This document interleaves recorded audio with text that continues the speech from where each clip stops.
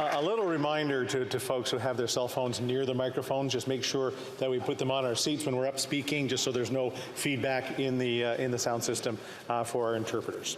Oral questions, question orale. The honourable member for Leeds, Grenville, Thousand Islands, and Rideau Lakes. Canadians are unable to access basic services, and our streets are being roamed by violent, repeat offenders, and housing and food costs are out of control. And where's the Prime Minister been? Well, so far this year, he's been on 5 luxury vacations. It's as if he doesn't care at all. So is the Prime Minister's only interest in Canada that Canadians are picking up the tab for these luxurious vacations? Honourable Government House Leader. Mr. Speaker, as the member knows, the Prime Minister did go on vacation in Christmas with his family to a friend's house. The member's opposite obsession with the Prime Minister personally is, of course, driven by a partisan interest. But, Mr. Speaker, there are a great number of things in front of this House that have an enormous impact on Canadians' day-to-day life. Whether or not it's our dental care plan, whether or not it's the investments we're making in housing or to lift people from homelessness. Mr. Speaker, I would say that there's a lot better issues to be focusing on. Honourable member for Leeds, Grenville, Thousand Islands, Rideau Lakes. These Liberals are out of touch, Canadians are out of money, and often we find that the Prime Minister is out of the country. And meanwhile, an entire generation of Canadians have given up on ever owning a home. So while the Prime Minister is jet-setting and spending 3 months average rent on a single night hotel room, Canadians are wondering whether or not they're going to be able to keep the lights on and be able to feed their families. So when will the Prime Minister step out of the luxury suite and step up for Canadians? The Honourable Minister of Housing, Diversity and Inclusion. Mr. Speaker, the reason why they're focusing on the Prime Minister is to cover up for their lack of a housing plan. We've been working hard every single day to make sure that more and more Canadians have access to a safe and affordable place to call home. We've put investments in place to help renters to pay the rent. We've put investments in place to build more supply. And what do? They vote against it, come to this House, focus on the Prime Minister, and then pretend to care about housing, Mr. Speaker. The honourable member for Leeds, Grenville, Thousand Islands, Rideau Lakes. Well, no one has ever spent as much to achieve so little as that housing minister and these Liberals. The only thing that seems to get them out of bed in the morning to support their Prime Minister is to make sure that his next taxpayer-funded trip is paid for by Canadians. He's been out of the country on vacations, his most recent one paid for by by a donor to the Trudeau Foundation. And now he's tuning up the jet to head off again next week. So while drug use and crime rage, food bank use soars, is the Prime Minister ready to park the taxpayer-funded jet and step up for Canadians? The Honourable Government House Leader. Speaker, at a time when we're facing the challenges of really the existential challenge of climate change, at a time when we're dealing with the worst inflation crisis that this planet has faced in a very long time, it doesn't matter that Canada is leading the world. It's ahead of the G7. It's ahead of the average of both the G7, the G20, the Eurozone, Japan. We are now having it down below 5%. But the member now is suggesting that going to the G7 and representing our nation amongst G7 nations to talk about the future is a vacation and that he should not be there. It shows just how out of touch the party across the way is, Mr. Speaker. The honourable member for Beauce. Mr. Speaker, this government is out of touch. After 8 years of this government, everything is more expensive. And now it wants to impose a 41 cents a litre tax on gas. Our farmers are suffering from an increase in the price of inputs and fuel. Processors and distributors are also exasperated. And 1.5 million Canadians are now going to food banks. In fact, at Moisson Beauce, in my riding, there's been an increase of 27.5%. The government's role should be simple, to ensure that Canadians can put food on the table. When will this government understand that enough is enough? The Honourable Minister of Agriculture. Thank you, Mr. Speaker. My colleague should know that our government is there to help farmers. We have improved the advance payments program, which enables farmers to get no-interest loans of up to $350,000. We have also improved our program for good agricultural farm practices, and we have also signed with Quebec and the other provinces and territories our partnership agreement. $367 million for Quebec. Thank you. The honourable member for Beauce. Mr. Speaker, I think the minister has her head in the clouds, because what Canadians want is tangible solutions to the crisis and the cost of living. This government prefers to increase taxes and watch Canadians starve. There is a very clear report on food prices for 2023. A 4-person family will have to spend $1,065 additional to feed themselves. When will this government show some good sense? When will it commit to not imposing more taxes? I want a date, Mr. Speaker. The Honourable Minister of Agriculture. Mr. Speaker, I'm not sure my colleagues saw this, but last week I called upon a new bid for tender for the local food initiative. This is a fund that will help community gardens, community greenhouses, food banks, seniors programs, everyone who is involved in our food system on a local and regional level. All those stakeholders can now submit their financial projections all through the Agriculture and Agri-Food Department. The Honourable Member for Saint-Jean. Mr. Speaker, it's hard to follow what the Liberals are saying about the Century Initiative and its objective of increasing the population to 100 million. On the one hand, they say they reject the initiative, but on the other, they are refusing to support our motion, which rejects the initiative. So on the one hand, they're saying they will not set the same targets as that initiative, 500,000 people a year, but on the other hand, their own target for 2025 is 500,000 people. So they say they're closing the door to the Century Initiative, but actually they're leaving it wide open, and they're doing the same thing. Do they think Quebecers will be fooled by this? The Honourable Parliamentary Secretary to the Minister of Immigration. Mr. Speaker, let's be very clear. The Century Initiative is not government policy. The government does not adhere to the conclusions of that independent group. The government's objective is not to increase Canada's population to 100 million. We have announced our immigration targets for the next 3 years. Those targets were set as a function, Mr. Speaker, of the needs of Canadians and Quebecers. Thank you. The Honourable Member for Saint-Jean.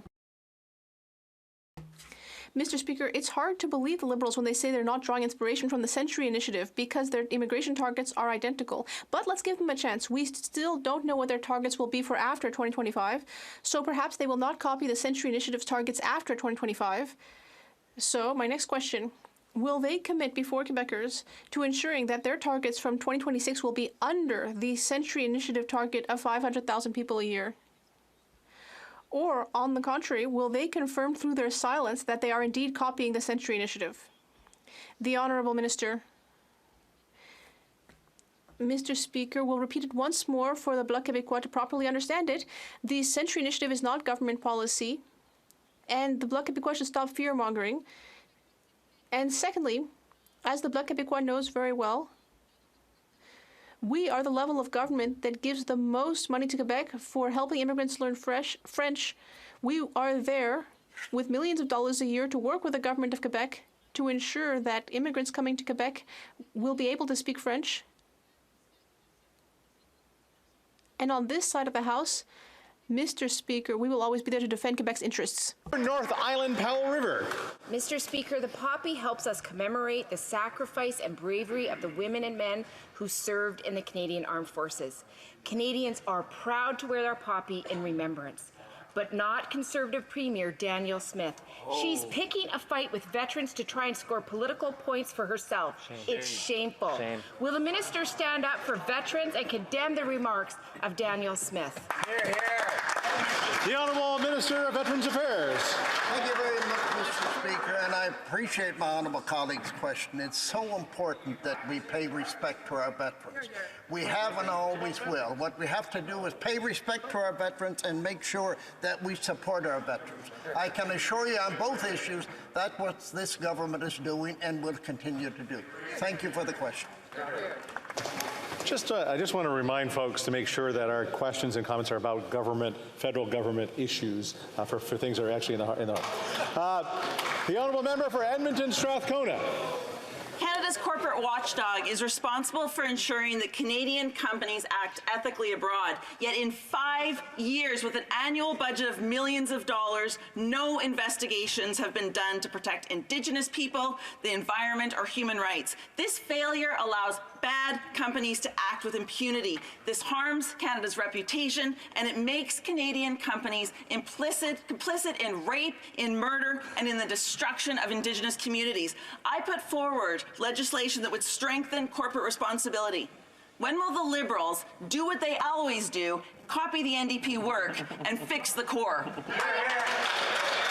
The Honourable Minister. Mr. Speaker, I want to thank the honourable member for this, for her question. At the very heart of Canada's trade policy is an inclusive trade policy. At the very heart of our policy is responsible business conduct. We, for the very first time, appointed a ombudsperson for corporate responsibility. She has set up shop. She is doing her work. I look forward to working with my honourable colleague and with all members here to ensure that Canadian businesses operating anywhere around the world is operating with those high standards led by Canadian values. Thank you, Mr. Speaker. The Honourable Member for Selkirk, Interlake, Eastman. Mr. Speaker, instead of addressing their passport and immigration backlogs, these Liberals are disrespecting our veterans and Canadian Armed Forces who protect our sovereignty and freedom. The government's useless and unnecessary passport redesign will erase the image of Vimy Ridge, the place where Canada came of age and first fought as a unified force. How do these Liberals explain to our veterans and Canadians who served our country that their sacrifice is not even worth one page on our passports? The Honourable Parliamentary Secretary to Immigration. Thank you very much, Mr. Speaker. So just for everyone to know, every 10 years the government updates their passports to actually protect Canadians from fraudsters and ensure it's hard to counterfeit them. Mr. Speaker, this is not a partisan issue. This is about ensuring Canadians get the most secure and reliable passports they can use around the world. And the Conservatives just don't get that. For Selkirk, Interlake, Eastman. Well, that member doesn't get it, that we get to sit in here because of the sacrifice made by our veterans. That's right. The brave Canadians who served at Vimy Ridge are not the only ones that are getting caught up in the Liberals' cancel culture. From Terry Fox to Nellie McClung, famous Canadians are being erased from our passports. With our rich history and culture, you would think that the iconic beaver might actually get a mention in this passport, but instead they went with squirrel holding a nut. Does this government really think that all Canada has to offer are underrepresented rodents? The Honourable Government House Leader. One of the greatest darknesses ever known to man began to cast its shadow over Europe. Canada responded in an unprecedented way, sending tens upon tens of thousands of men into harm's way. Every single one of us, viscerally and deeply understands the sacrifices that they make and made at that point, and that those in our armed forces make now on behalf of democracy. There isn't a person in this House who isn't seized by that. How we honor it, the ways in which we recognize it may differ, but let us never question our commitment to that cause, Mr. Speaker. The Honourable Member for Moose Jaw, Lake Centre, Lanigan. Mr. Speaker, every year, Canadians of all stripes travel to France to honour those that made the ultimate sacrifice at Vimy Ridge. I myself have made that trip in a place where Canada defined itself as a nation and a place that unites us all. That is why everyone was stunned, including veterans like myself, that this government has decided that they need to wipe it and other important symbols that define our nation from the new passport design. When will this minister reverse course and stop trying to erase Canadian history? The Honourable Minister of Veterans Affairs. Mr. Speaker, it's important that we understand history and what took place when a honourable colleague's party was in power. In fact, they slashed 1,000 employees from Veterans Affairs. They slashed funding to Veterans Affairs. They slashed funding to the commemorative program. They slashed 17% from the commemorative program, which includes Vimy Ridge. And I was at Vimy Ridge a few weeks ago, and I announced $12 million to make sure that the commemorative program continues as it should. We have and always will respect veterans and make sure we attend to veterans as properly as we possibly can. Thank you, Mr. Chief. The honourable member for Moose Jaw, Lake Centre, Lanigan. Well, Mr. Speaker, it was this Prime Minister that said veterans were asking for too much. The Legion was disappointed, saying that removing the image was a poor decision.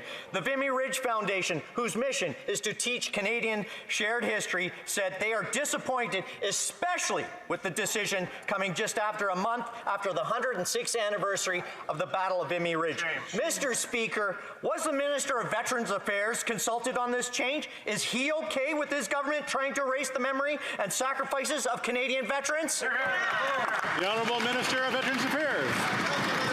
Mr. Speaker, it's this Prime Minister that decided we would reverse the track that the previous government was on slashing veterans funds, on closing veterans offices right across the country, on slashing funds to commemorate the programs in Europe. We have, Mr. Speaker, and this government has put $2 billion extra per year in the pockets of veterans. We have to make sure that we treat veterans properly, because that is why we're able to say what we like in this House. We have and will continue to support veterans, Mr. Speaker. The Deputy Lévis-Lotbinière. The honourable member for Lévis-Lotbinière.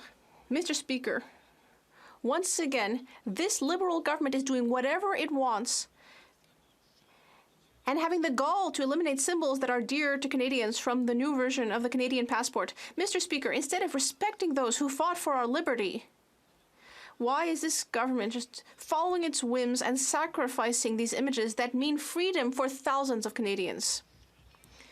The Honourable Parliamentary Secretary to the Minister of Immigration. Mr. Speaker, do you know what the Conservatives are good for? They are very good at dividing Canadians using fear-mongering and divisive rhetoric. This passport update that is being used to protect Canadians from fraud, they're trying to turn it into a culture war. Mr. Speaker, they're trying to bring Trump's culture wars to Canada. We will not be influenced by that. We will continue to help our veterans, just as the minister said. And symbols will always be respected in Canada. The honourable member for Lévis-Lotbinière.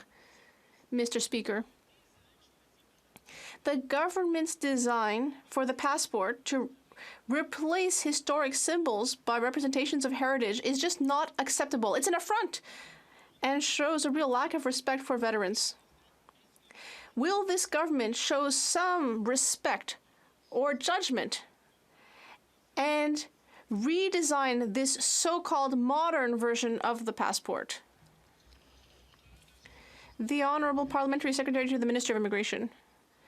Mr. Speaker, the Canadian passport is one of the most trustworthy travel documents in the world, as we all know. We can celebrate our history in this House and throughout Canada in many, many ways. And we can also ensure that our passports, I think we're losing the narrative here, because the important thing is that our passports must be secure. And that's what we're doing. We will continue to commemorate Canada's history without compromising travelers' safety. The Honourable Member for Trois-Rivières. Mr. Speaker, the Prime Minister claims that he was unaware of threats against the member for Wellington-Halton Hills in 2021. No one actually believes that, but let's pretend that we do. This morning, the Globe and Mail revealed that CSIS had an extremely thick file against the expelled Chinese diplomat. He had been taking photos and tracing dissidents for the Chinese regime, interfering with Liberal minister staff to distance them from the pro-Taiwan movement. According to the Globe and Mail, Global Affairs and the PMO knew all that since 2020. Why did they wait until this Monday to expel the diplomat? The Honourable Minister for Foreign Affairs. Thank you, Mr. Speaker. Well, Mr. Speaker, we take the issue of foreign interference very seriously. And of course, we will not accept foreign interference in our democracy. That's why, after thoughtful reflection, after balancing all the various possible consequences judiciously, but also considering our principles and with pragmatism, we decided to act. We took a decision after calling in the ambassador, and we decided to expel the Chinese diplomat in question, and that was the right decision. The Honourable Member for Trois-Rivières. Well, Mr. Speaker, not only are the Liberals asking us to believe that they didn't know anything against they didn't know anything about the threats against the member for Wellington Halton Hills in 2021. They also say that they weren't aware of the other regrettable actions of this diplomat, even though that was known since 2020.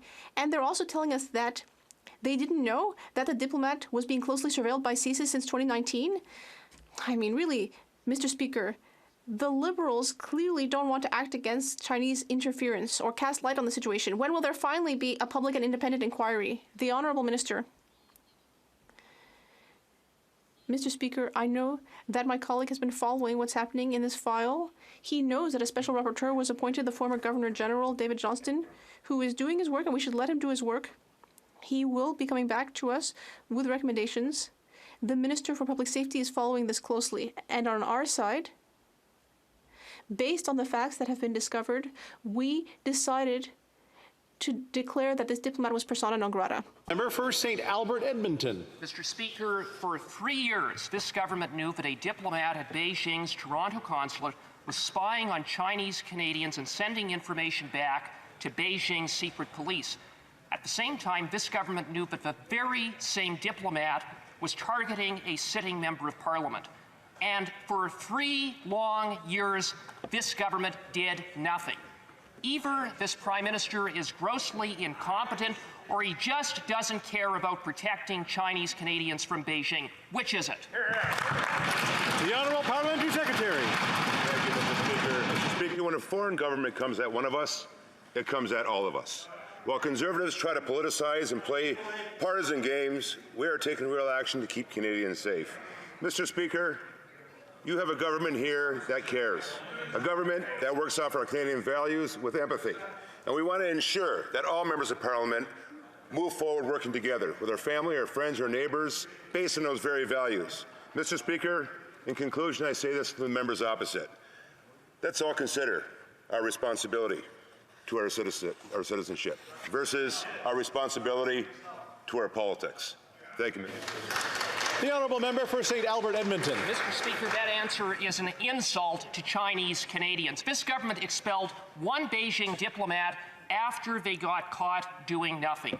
But it gets worse. According to national security sources, CSIS has provided this government with a list of other Beijing diplomats identified for expulsion because of the threat they pose to Chinese Canadians.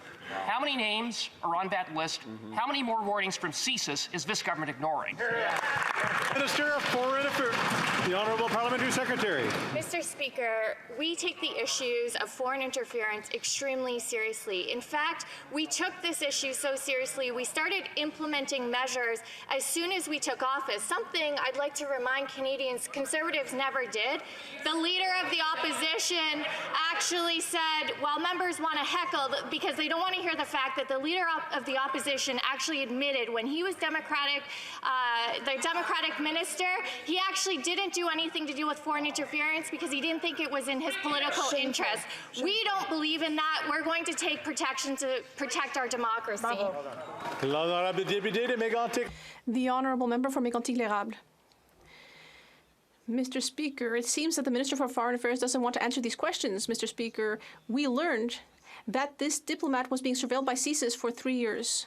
We know that he targeted a member of parliament 2 years ago, and that headlined the Globe and Mail, and it took that headline for the government to finally expel the diplomat this week. And now, what do we learn? That the government's own department knew about this since 2020. Why did the Prime Minister let this intelligence officer operate in Canada for 3 years? How many Canadians fell victim, Mr. Speaker? The Honourable Minister of Global Affairs. Mr. Speaker, I think my colleague forgot to pay attention to what was happening at committee yesterday. Jenny Burns, Pierre Poilievre's confidant and strategist. One cannot use the proper names of members of parliament. The Honourable Minister. I'll repeat. Jenny Byrne, a strategist and confidant for the Leader of the Opposition, someone who has his ear. She said at committee yesterday that, in fact, when the Leader of the Opposition was Minister for Democratic Institutions, he never did anything about foreign interference. So we will not take any lessons from our Conservative colleagues on this. We will be there to take action for Canadians. The Honourable Member for Mégantic-L'Érable. Mr. Speaker, it's pathetic. Globe and Mail sources led to the expulsion of the diplomat in less than 1 week, even though the Minister of Foreign Affairs knew about it for 3 weeks. Her own department. And even more shocking, we now know that the Department of Foreign Affairs had a list of diplomats since 2020 whose expulsion could be considered because of their participation in activities of foreign interference and threats outside of their diplomatic functions. Just one expulsion, yet there is a list of Beijing operators who continue their dubious activities in the country, and yet the minister is not taking this seriously. When will she finally protect all Canadians from diplomats who are still in their position? The honourable leader. In opposition as a critic to public safety, and we were watching the horrors that happened to Mr. El-Mahdi, Mr. El-Melki, and Mr. Nuruddin. And we were reviewing the recommendations of Justice O'Connor and Justice Iacobucci. And there were calls, critical calls then, for the government to act, to create an oversight committee of parliamentarians that could look into every aspect of security and intelligence. The Conservatives refused to act. Even in the wake of those tragedies, they refused to move year after year after year. When our government came in, we made sure that happened, and that's why they could see every piece of intelligence, Mr. Speaker. The honourable member for Hamilton Centre. Mr. Speaker, Ontario's Green Belt is a world-class program that protects critical farmland, wetlands, and forests, yet the Ontario Premier, Doug Ford, thinks the Green Belt is a scam. Well, you know what else some people think a scam is? Inviting developers to donate to your daughter's wedding is a scam.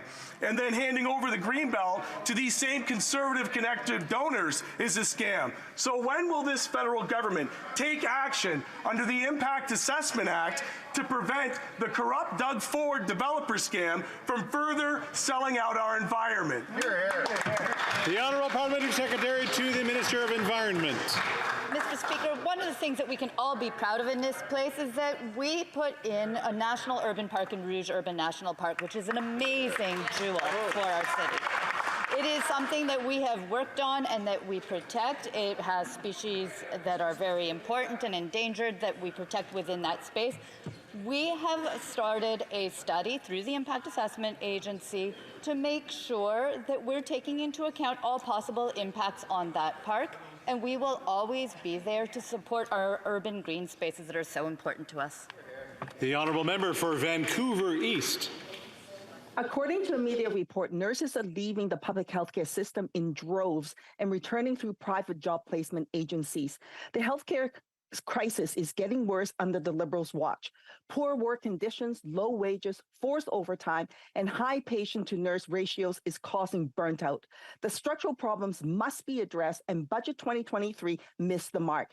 Will the Liberals work with the provinces to ensure nurses get the respect, resources, and support they need so that patients can get the care they deserve? The Honourable Parliamentary Secretary to the Minister of Health.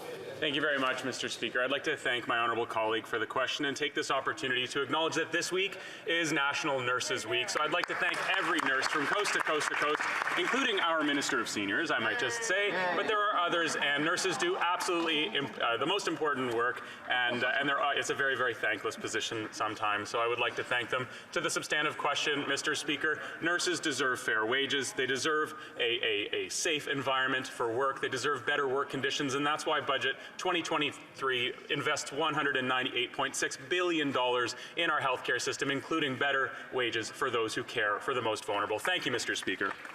The honourable member for Pierrefonds Dollard. Mr. Speaker, in recent days, many Canadians have expressed deep concern over the developing political crisis in Pakistan. This in the wake of the violent arrest of former Prime Minister Imran Khan. Thanks to our strong people-to-people ties, most Canadians have a family member, friend, or neighbor with deep links to Pakistan. There is real concern about what this unrest means for loved ones overseas and for the region generally. Can the Minister of Foreign Affairs tell this House what the Government of Canada is doing about these events? Minister of Foreign Affairs. Speaker, I would like to thank my colleague from Pierrefonds Dollard, a fantastic writing, for his important question. The recent images of the Imran Khan arrest are deeply troubling, and so we are very preoccupied with the political crisis that is happening right now in Pakistan, and we're monitoring the situation very closely, and I'm receiving regular updates. Of course, Canada will always stand up for human rights, for the rule of law, for democratic values, and free and fair elections, and so we'll continue to engage on this very issue with Pakistan and, of course, with the community here in Canada. The honourable member for Elgin, Middlesex, London. Mr. Speaker, this past month, a constituent's bill for natural gas was $168.50. The federal carbon tax was $30.78. This is more than the individual charges for delivery, transportation costs, and HST. Under this government, it's evident that life costs more for Canadians with the rising costs of gas, heat, and food. How are regular Canadians supposed to keep up? Mr. Speaker, when will this Prime Minister get rid of the carbon tax and prioritize the financial needs of Canadians? The Honourable Parliamentary Secretary to the Minister of Natural Resources. Mr. Speaker, I thank the member opposite for that question because it gives me an opportunity again to talk a bit about how carbon pricing works. And let's be clear that the way that carbon pricing works is that every bit of that money that comes through the carbon price is returned to the province. That is to the families in the province, as well as to the hospitals, the schools, and the cities in the province of Ontario. Every penny goes back, supports people in her community.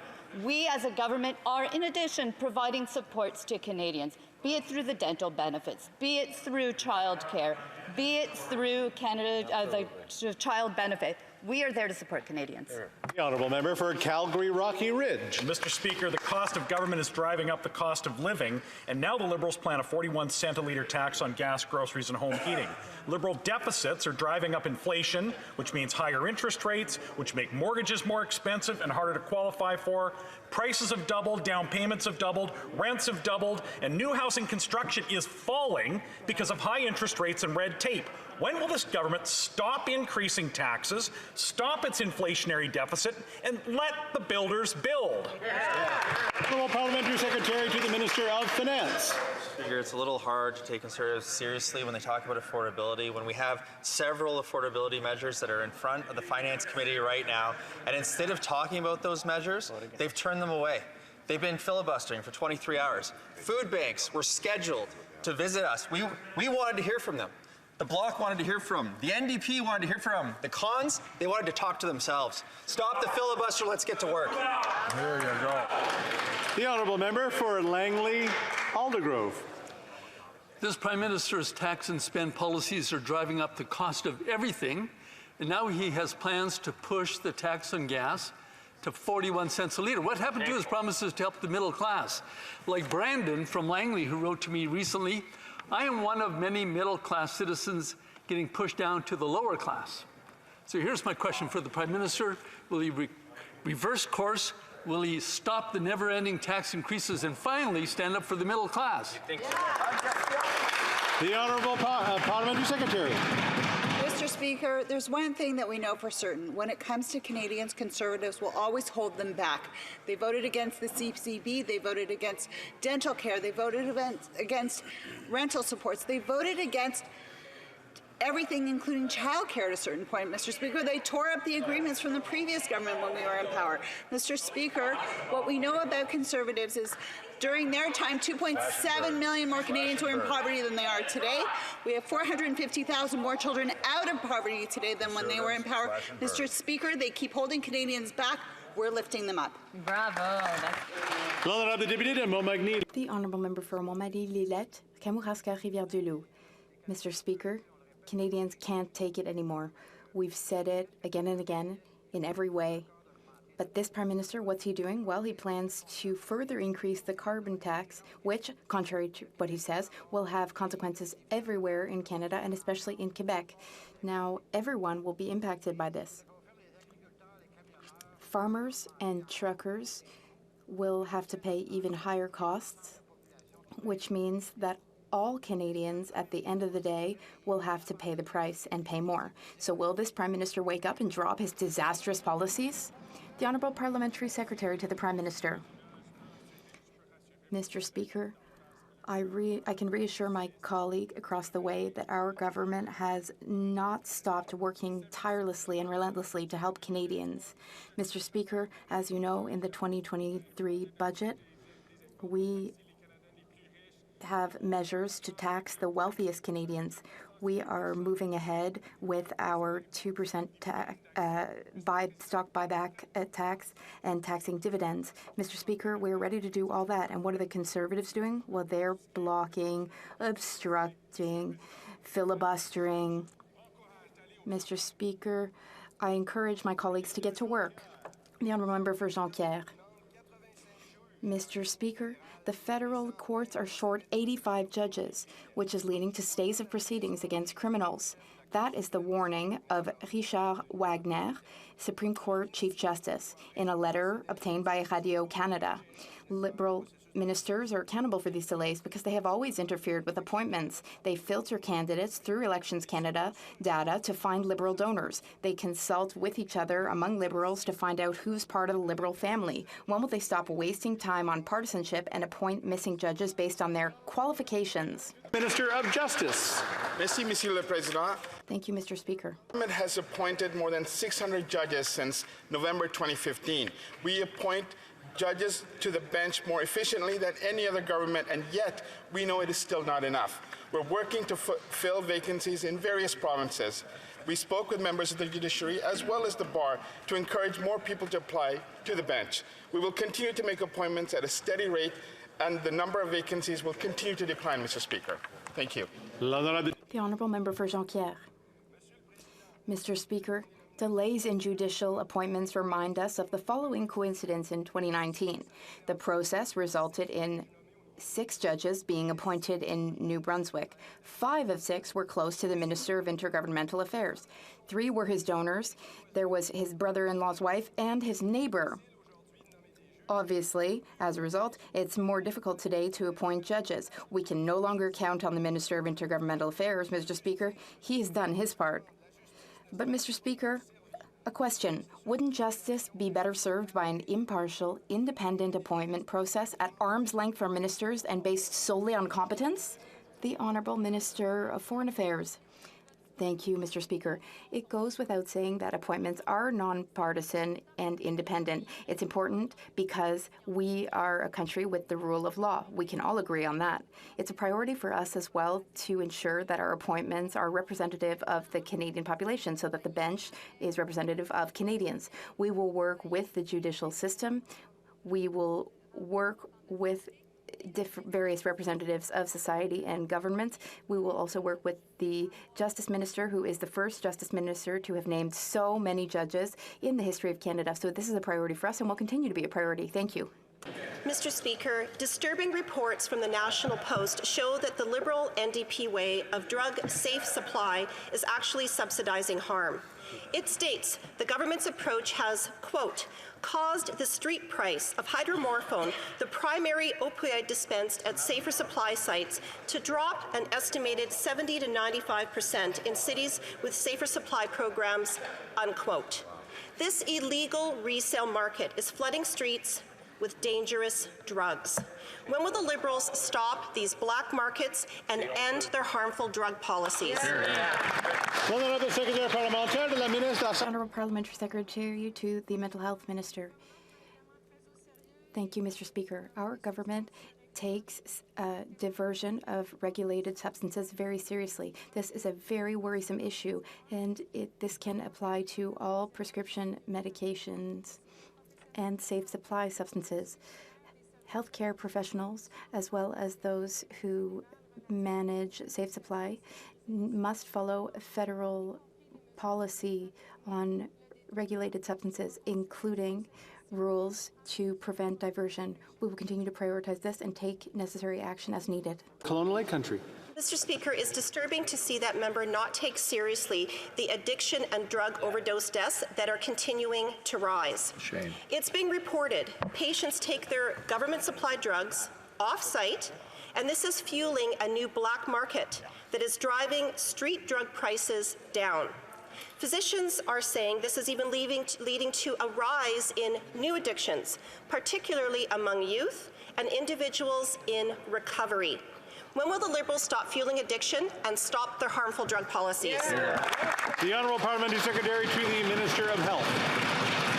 Thank you, Mr. Speaker. And on this side of the House, we'll take an evidence-based approach to solve for the addictions epidemic and the poisoned opioid crisis that's having such a devastating impact on our community. Mr. Speaker, it's been really alarming over the last couple of weeks to hear the members from the Conservative parties blaming addicts, people who use drugs for this crisis, Mr. Speaker. We take an evidence-based, a science-first approach. Their fact-free approach is absolutely atrocious, and it's going to lead to more harm. Thank you very much, Mr. Speaker. Honourable member for Regina, Wascana. Mr. Speaker, after 8 years of this Liberal government, the Prime Minister is out of touch and Canadians are out of money.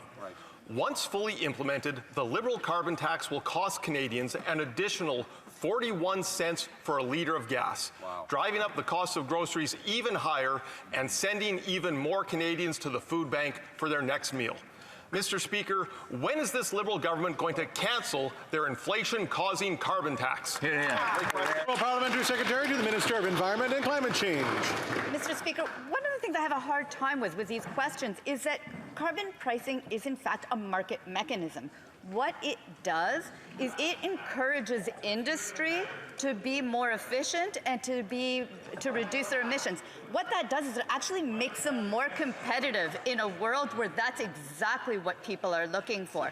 I would expect my members opposite to be supportive of anything we can do to help our industry be at the cutting edge in green technologies, which, by the way, we are.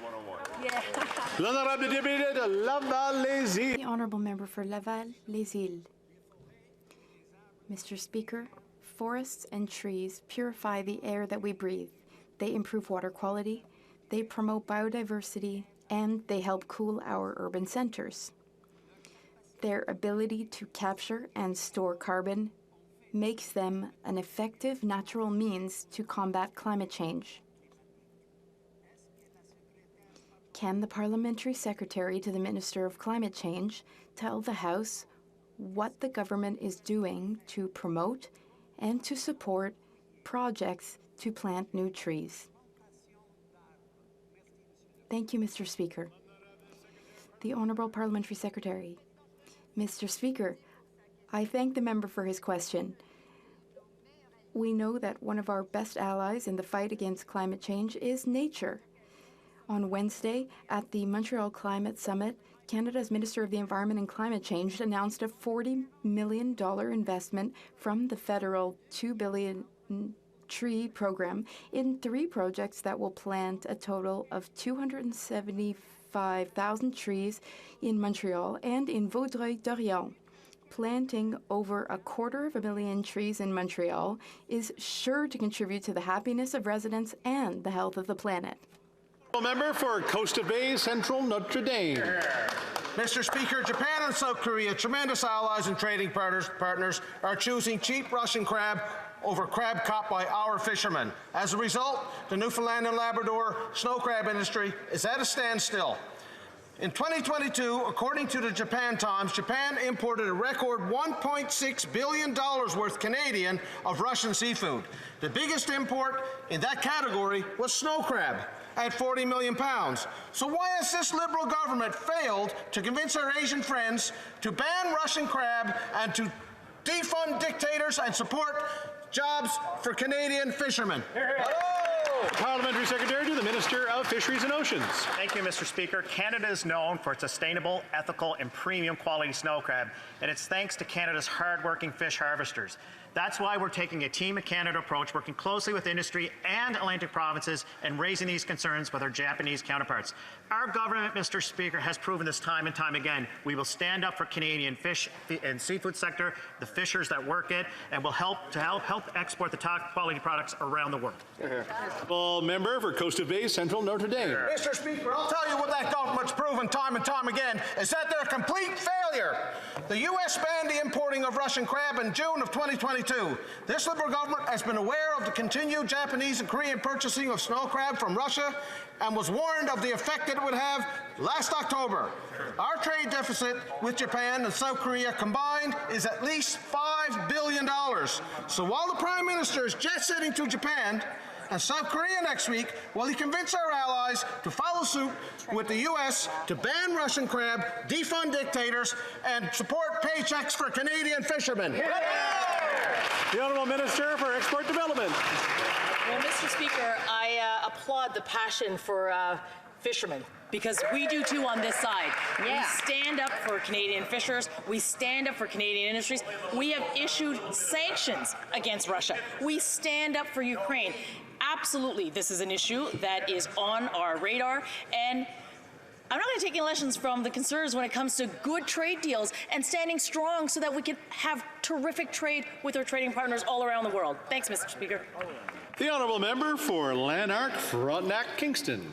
Mr. Speaker, meeting notes obtained via Access to Information reveal that the union representing prison staff is alarmed that at Corrections Canada's existing prison farm, staff are required to work with inmates after hours in unsafe conditions that include being alone and unaccompanied and being denied the personal paging devices necessary to call for immediate backup. The union's fears include, and I quote, the potential for assault and hostage-taking. If the government can't provide safe working conditions at its existing relatively small prison farm, how will it do so at its planned vast new goat and cow milking operation? The Honourable Parliamentary Secretary. Thank you, Mr. Speaker. And it's a good opportunity right now, and I appreciate the question, to reflect on a lot of the work that the Minister is doing right now, this being one of them, working with our partners to ensure a lot of what the Minister or the member brings up is being dealt with. Thank you, Mr. Speaker. The Honourable Member for Kitchener-Conestoga. Mr. Speaker, sports development of children, fostering physical fitness, teamwork, discipline, and resilience, while also promoting overall health and well-being. And our Canadian athletes contribute to our national unity, cultural diversity, and pride. Can the Parliamentary Secretary to the Minister of Sport tell this House, the parents who have children participating in sports, and our athletes at the national and international levels, the strong measures our government is taking to ensure responsible cultural change Canadians want to see in sports, a culture that will benefit the safety and well-being of our athletes and lead to more success as a system? Honourable Parliamentary Secretary to the Minister of Health. Thanks very much, Mr. Speaker. Yesterday was a really important day in Canadian sport. Our government announced reforms to the Canadian sport system, which will contribute to sustainable culture change through improved governance and accountability, increased athlete engagement and decision-making, and enhanced safe sport measures right across our country. Better diversity and athlete representation on boards with term limits and resources for athletes to ensure that they get the governance training that they need to be active and productive members of each board. I'd like to thank every athlete and participant who has stepped up bravely to tell their story, contributing to these sport reforms. Mr. Speaker, this has been a heavy lift and a team effort. I want to thank everybody involved. It's a great day for Canadian sport. Honourable Member for Edmonton-Griesbach. Sudanese Canadians in my riding, Inam and Hani, have been pleading with this government for help. Their families are stuck in Sudan amidst violence, and the government is nowhere to be found. This government's disorganized evacuation program left people behind with restrictive criteria. Now Inam and Hani agonize over whether they will ever see or hear from their loved ones ever again. Will this government expand and broaden the special immigration measures to allow Sudanese Canadians to bring their loved ones to safety? Honourable Parliamentary Secretary to the Minister of Immigration. Thank you very much, Mr. Speaker, and certainly I thank the member for his question. The situation in Sudan is highly volatile, and we are deeply concerned for the safety of Sudanese people. That's why we've announced that we are introducing immigration measures to support Sudanese nationals in Canada who are unable to return home. We're also providing facilitative measures and expediting process of their application free of charge, Mr. Speaker. We are ready to help the people of Sudan and help their family here. Merci. The Honourable Member for Richmond, Arthabaska. Mr. Speaker, newcomers to Canada who apply for permanent residency wait for endless months for the decision that will give them this coveted status. When they finally receive an email telling them that they have been accepted, well, I don't need to tell you that it is a great joy for them. However, there is one problem. Although it is 2023, with all the technology and the amount of civil servants we have, the government takes between 4 to 8 months to produce and mail the permanent resident card that allows them to obtain the services that they need and are entitled to. Can the Prime Minister tell us whether we can expect a simple directive to be sent to the department so that they provide the resident card at the same time as the confirmation of permanent residency? The Honourable Parliamentary Secretary to the Immigration Minister. Mr. Speaker, I thank my colleague for his question. We need to be very clear. We are doing everything we can to reduce waiting times and processing times in permanent residency applications. But we also have returned to our 60-day service standard, and in 2022, we welcomed over 437,000 new permanent residents, which is a record since 1913. So, Mr. Speaker, this is good news for Canada. We have modernized the immigration system in Canada, and this modernization means we are doing things well to return to our service standards. We will continue to help those who want to come to Canada, and we will help them as fast as we can. Thank you, Mr. Speaker. Thank you. A point of order from the honourable member for Red Deer Lacombe. Thank you. Thank you very much, Mr. Speaker. During question period today, the member for Burnaby North Seymour used language referring to another political party here in a pejorative term. Mr. Speaker, I encourage you to look at the record. If this is the new standard in the House, I'm looking forward to the various things I'll be referring to his party with. I believe we will review that, but I will remind folks that we have Liberal Party, Conservative Party, Bloc Québécois, New Democratic Party, so Green Party. So we all have our names. The Honourable Parliamentary Secretary. Let's not just have a random